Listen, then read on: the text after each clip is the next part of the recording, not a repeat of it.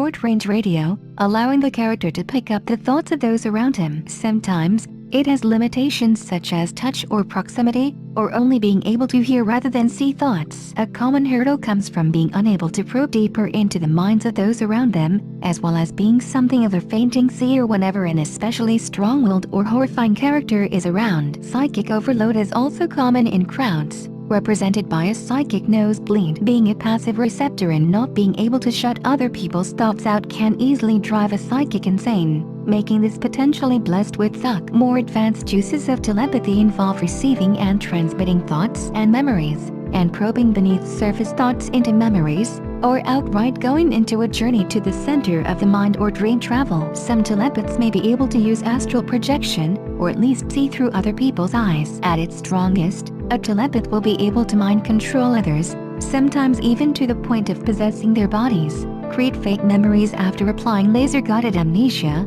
create a split personality and let it take over, or in general be a terrifying god who can mind rape their opponents. It's worth noting that for the above reasons, telepathy is one of the most potentially pervertible powers, since it's basically an invasion of privacy of the worst kind. The telepath is the sighted man in the kingdom of the blind, and provided he's discreet, he can know everyone down to their most intimate detail, and can use them accordingly. This is a lot worse when he's the overlord. Thus, mind readers in real life would be complete paranoia fuel. This is why in settings with unmasqueraded telepaths, they are often persecuted, policed, and registered. That is, when they are used as weapons or killed. Heroic telepaths are thus in a difficult position both inside and outside a story proving bad powers, bad people is not true. An author wants them to be heroes, but has to somehow assuage the reader the character isn't a mental voyeur, or if he is, he's got a chivalrous side, and the character will also have to put their colleagues at ease that they aren't likely to turn into a mind-probing hive queen. To solve this,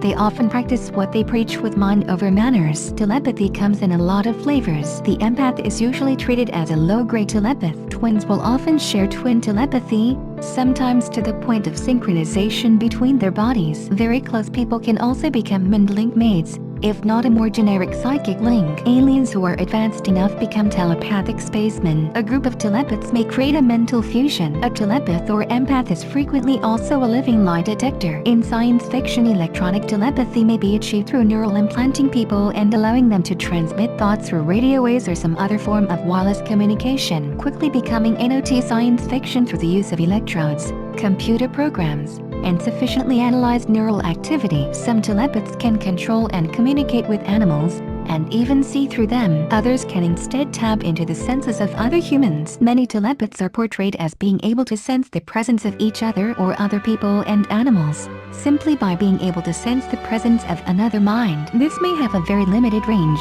or it may have a planetary scale.